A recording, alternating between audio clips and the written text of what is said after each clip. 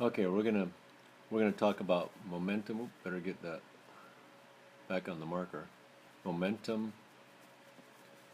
conservation. Okay, so you can abbreviate that. And so I'm going to try to spend about maybe 12 minutes or so talking about the law of conservation of momentum. So the basic idea is that if you know the total momentum in a system, and I've talked about this before, I'm going to try to drive it home. And let's just say it's a two object system and two particle system, then we could say that M1 V1 plus M2 V2 is some constant, and that it will equal to the momentum total. And that's where you start from. So if you just start with this equation, then you can expand it, and you can say that M1 V1 plus M2 V2 will equal, and this is before, and then it will equal M1 V1, and it's common to put like a tick mark, like a prime, to show that this is after.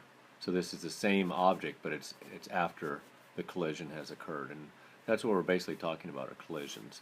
So the before momentum will equal the after, and by after I mean I'm referring to the two objects interacting with each other. Well, now they could interact by separating or hitting and bouncing off of each other, or hitting and sticking together. Those are the most common types of interactions you'll have to talk about. So let's talk about a couple things about momentum conservation. And the first one is there's two types of collisions. There's elastic, and in an elastic collision, then the objects or the object hits another object and bounces off of it or does not stick to it. And so an example of that would be like a rubber ball bouncing off of a wall, or two. I showed you an example yesterday when I pushed the two carts together, and the magnets caused them to push back against each other, and so they were making like they're going to collide, but then they did collide and they didn't stick together. That's an elastic collision. And the idea is that there's no lasting deformation to the object. So a rubber ball doesn't get deformed. The two carts, when they hit, the magnetic fields pushed against each other until they pushed them back against, and so the impulse caused them to change their direction, thus a change in momentum, but they weren't deformed either. And then the other type of collision is inelastic, and that is just the opposite. In this case, the objects colliding might suffer some type of lasting deformation, or there just could be a change in the mass of the system. Like one cart hits another, no deformation, but the mass changes, and so because of that, you'll have a change in the momentum due to the change in the system, in the mass of the system. So some key things here. In both cases, I'm going to write P as my symbol, is conserved. Okay, so I'm going to put the same over here. And it's something we haven't talked about yet, but in this case, E sub K, or kinetic energy, is conserved. And we'll get to kinetic energy shortly, so don't worry. I just want you to know it. In this case, kinetic energy is not conserved, so you do lose some kinetic energy in an inelastic type collision. So a common inelastic collision is, for instance, like a car crash, and we're just going to make two box cars, and they're moving as such towards each other, and they collide right here, and I'll just make a circle where they collide. So they collide and they stick together. So this is going north with some mass, and we'll call it mass 2, and this is mass 1, and this has got some velocity, and this has some velocity, and they're moving towards each other, and they hit where that circle is, and they collide, but one car hits the other and sticks to it, and they both collide and they go off at some direction together. So you can sort of see that M2 and M1, with their respective velocities, had kinetic energy, which is the energy due to an object's motion, and then when they're done, they sort of lose that afterwards. You don't have as much. So let's just sort of take a look at this. So here you've got this one is moving along the x-axis, m1. It's moving along the x-axis, and m2 is moving along the positive y-axis. So it doesn't take much to see the vector quantity of momentum to help you do this. You can take the tail of the north vector and move it over here to the head of the eastward vector and give you some idea of which way the system is going to move after the collision. So then you could, and if you now remember that this that the momentum for these two was going in this direction right along here. We don't know what it is yet, but we could figure it out. So let's just sort of think about this. So what's the momentum of this M1V1? Let's call it V1 and V2 after the collision, or before. I mean, sorry.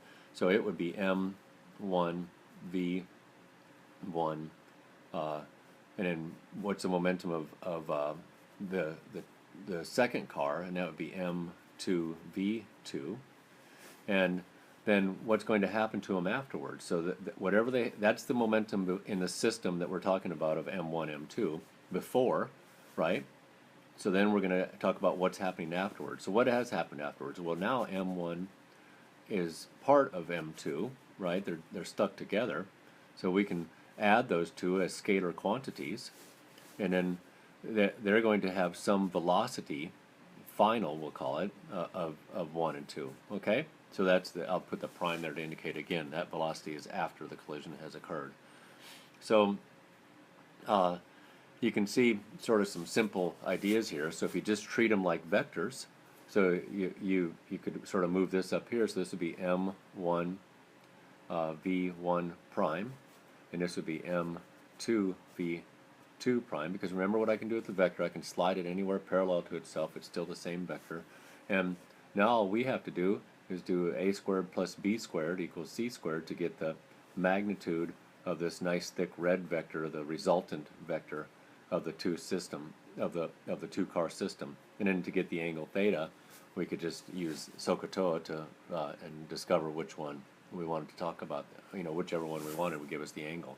So that's a really simple idea, and you'll use that in one of your problems that I'm going to be giving you on conservation of momentum. So about conservation of momentum, I want you to just read through a simple part on page 93. So on page 93 of your textbook, I want you to read about the proof of conservation of momentum. And it's worth your reading. It just sort of gives you an understanding of why they can set these two equal. The momentum before is equal to the momentum after, and it's not too, it's relatively important. Every once in a while they'll ask you a nice little question about, hey, you know what, you need to see about you need to show that the momentum is conserved, and if you read through that and work through the problem, so it's really not much reading as much as it is working through the problem, you'll get a better understanding of it. So please go through page 93. It's at the bottom. It's only a quarter of a page long. It goes over to page 94. It's at the bottom right and goes over. So enough said on that. You can read that, okay? Again, momentum is always conserved as long as there are no external forces acting on a system. Just gonna give you that piece of information again. And gosh, you guys, that's really not much more to say about momentum. Let's just sort of run through a couple more example problems, get you thinking. So let's say that you had this fella, and he's a rather large fella, a little bit larger, okay, but fit. He's fit, and a large fit, and and then this person right here, who could this be? So this is this is Luis. This is Luis, a slightly larger mass, and this is Campbell. And so they are going to are on an ice skating rink, and so there they are. They say they like see each other. And they say, "Hey, how you doing?" And then they are right here now, and they move a little bit closer to each other, and they say, let's try this experiment that Coach Sunday talked about." And so they push their hands right there on each other, and so there they are on the ice skating rink. This is ice, so we're going to consider this to be friction free. And so, and then Luis pushes on Campbell's hands, and Campbell pushes basically the same thing, because we know from Newton's third law that Campbell has to push back equal and opposite. So you end up having F times T on Luis is the same as the F times T on Campbell. So let's get this show on the road here. What is the momentum before if they're at rest and just sitting there? So this is quite simple. We say, well, we got mass of Luis, velocity of Luis, plus mass of Campbell, plus times. Sorry, I said plus, times velocity of Campbell, and that's going to equal the mass of Luis, velocity of Luis afterwards, plus mass of Campbell, mass of Campbell, velocity of Campbell afterwards. And so what do we know about before if they're at rest? So we just set that whole thing equal to 0, right? So because neither one of them had velocity, so that means that their momentum before is 0. And then we set it equal. You pull down our equal sign. And then here's what we'd have to know, and this is what your IB, or even if you took AP or whatever, would do. They would give you the velocity of one of these two people. And so if let's just say they give you the velocity of Luis, so now you have the velocity of Luis, and if I'll work it down here. I'll move all this down here. So we have therefore we know Luis's momentum. So that would be, we move it over to the other side. So mass of Luis, velocity of Luis prime equals mass of Campbell, velocity of Campbell prime. And then all we'd have to do is to solve for the velocity of Campbell, given that we know her mass. We could then move the mass over, and we would now have Campbell's velocity. Now, just for a minute, just wanted you to think about this. Notice when I moved Luis over to this other side, he became negative. So when he became negative, that stayed true to the vector format. So now I take that and I divide it by Campbell's mass, and is that correct? Yeah, and I'll get did I do that right? Well, you know what? I'm sorry. I would have to assign one of those a negative before I move it over there, because then I'm going to get negative on both sides. My fault. I'd have to know that one of them goes in the negative of the other. So, and then when I move it over, it would become. Oh no, I did that right. My fault. Strike that. Okay. And then so we'd have a negative velocity. It would show that one of them, that Campbell's velocity would have to be the negative of Luis's. That's all I mean. Okay. Sorry about that. So mass of Campbell, and that cancels out, and then you'd have Campbell's velocity would have to be the negative of Luis's. So that's a simple one, and I think I'm at 13 minutes already. I don't want to bog you down too much. The key concept is that momentum is conserved, and you have to set it up as a before and after, and you have to talk about collisions. And I gave you an example of a collision in 2 dimensions, and then I gave you one of where the two objects are at rest beforehand, and then we're just going to, you can see what goes on afterwards and how you can figure it out. And then finally, the proof of conservation of momentum. There's also other great things in the book, but you can go on and on talking about this. But I think you can also read a couple sections on the conservation of momentum. There's not much to read, and you'll have a great insight into momentum. Okay. All right. Good night. See you on Friday. It's Friday. Oh, you know the song. Okay.